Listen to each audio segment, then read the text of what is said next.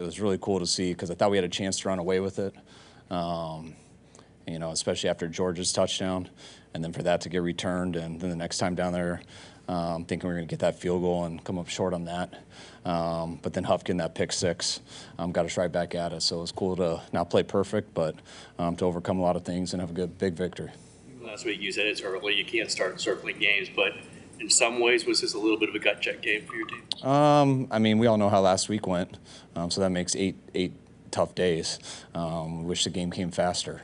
But each game's different, and that was a big one, obviously.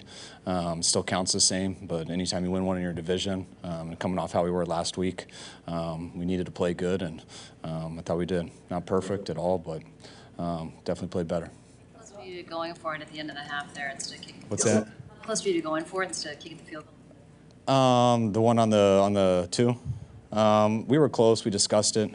If we were on the one, it might have been a little more tempting. But I thought our defense was playing well and stuff, and felt it wasn't that tough. Sense during the week that Deebo was going to step up with a couple big plays like he did tonight, like when you're just talking about a practice or you see something in him?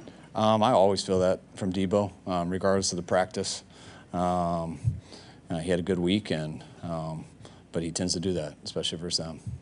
How would you describe that touchdown pass? Oh, it was impressive. I mean, when the ball left the hand on the third down one, I'm trying to think because they're going to mix together which one scored. But at first it looked like a pick. It was close. That corner was teeing off on it. We had to wait a little bit because the guy inside, they ran into each other, so we had to hesitate just a hair. And Deebo to come down with that throw, and then he did the rest, which when you get the ball in his hands, and I think he's shown he does some pretty cool things. The game did D'Amico Ryans call it? It seemed like he called pressures at all the right times. I thought D'Amico did a hell of a job mixing it up. I mean, you can't stick with one thing versus a team like that, versus a quarterback like that, and he mixed it up throughout the game. So I'm excited to sit here and watch it in a sec. Last week, they talked about being out of rhythm during this practice week. Do you do things that can get him into rhythm, or did you think it just was going to be natural for things to kind of get clicking again? Whenever people in sports struggle to get out on the field, and we didn't get a third down, and we didn't get to third down a bunch last week. No one feels in rhythm. That's kind of the way we say it, but it really comes down to that's just a broad statement to what happened, and we didn't convert a third down last week. And Jimmy came out on the first drive, and I don't know how many it was. I want to say he converted like 3, but he threw some big throws there, and it kept us going and allowed us to start with the touchdown. So, I think last week that was the reason for it. It was third down mainly, but I thought he did a hell of a job on that early in this game, and that allowed us to end with some points. What goes into a play like Hufanga made as far as a preparation and film study standpoint? Not hesitating. I mean, it's a play that they run a lot. It's a play that we ran a lot. That's a really scary one just to tee off on. You better be right. And whether you're playing with vision, watching the quarterback, watching the tackle come out, watching the blocking scheme, I think anyone who's seen Huff play this year and even last year, the guy doesn't hesitate. And if you do that, you better make some very good educated guesses, or it's not long before you give up the big plays and keep both teams in the game. And that's what Huff's been really impressive with here this year. Usual for a second-year player like that to have such command of the game and have such confidence? Yeah, I think it is unusual, but I think that's the type of guy he is. I think if you ask people back at SC, that was his style. It was similar. He plays the game very well, and the more guys you have like that, the better. Obviously, Stafford's a great quarterback, but he has a tendency to give defensive backs chances. I mean, is that a discussion point when you've been playing the Rams this last 2 seasons that, hey, it's going to throw some balls up for you?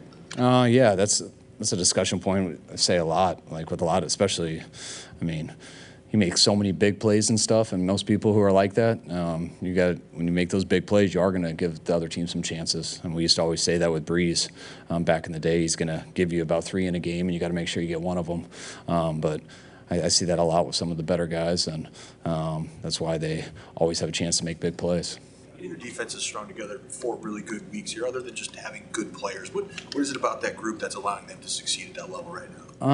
I think we played, we've had the same scheme for a number of years. We've had a lot of continuity with it. We lose a few and gain a few each year, but just the core, with the linebackers, some key guys on defensive line.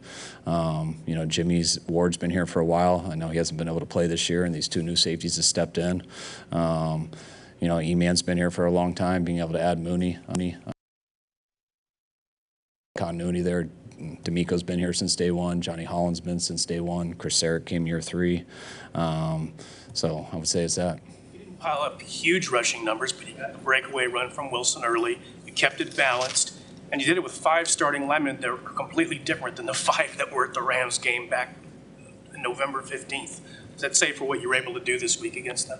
Yeah, we knew it would be a challenge. I mean, that's how it was last year in the championship game. I mean, they got some guys that are tough to block, and those safeties tend to play a little bit different versus us coming up in there. I mean, last year I think we had 20 carries for 50 in the championship game, which sometimes you got to do that, but when you make some of those third downs and stuff that we did, it's not always about that. It's about getting a few more called, and then you just got a chance for a big one. And you can stay on the field, and you're not going to have many good ones. They're real tough to run the ball against, but we had some big ones today, which I think was the difference. What encouraged you most about Jimmy Garoppolo's performance tonight? I mean, how he played throughout the whole game. Threw the ball well, did a hell of a job, played good. Played good. Stretching a little bit on the sideline there, and Purdy kind of started getting warmed up. Were you told anything that Jimmy might have tweaked something or was working through something? No, I'm sure he just wanted to throw, get loose and stuff. But yeah, there's nothing wrong with him. There was no talk of that. What did you think about the protesters there? Did you see? I saw Bobby Wagner take somebody out, which was, I thought it was kind of cool to see. Last one. Burford, was that just to? Sorry, what's that? Still going in there. Yeah, we just. Brunskill just got back for the first time in about a month. He's done real good versus these guys, and Spencer's done a hell of a job too here in this month. But we planned on mixing him in there a little bit just so he didn't have to take too many reps. But I'm not sure how it ended up. All right, thanks, guys.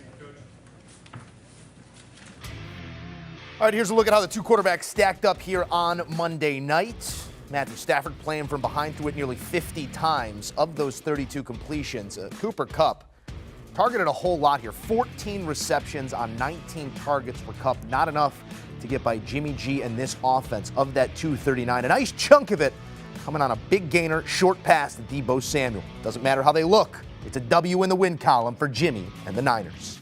Do you want a sports network that delivers everything that matters about the game? The highlights, the picks, the instant analysis, no yelling, no fake debates, no politics. Hit the subscribe button and never miss a moment.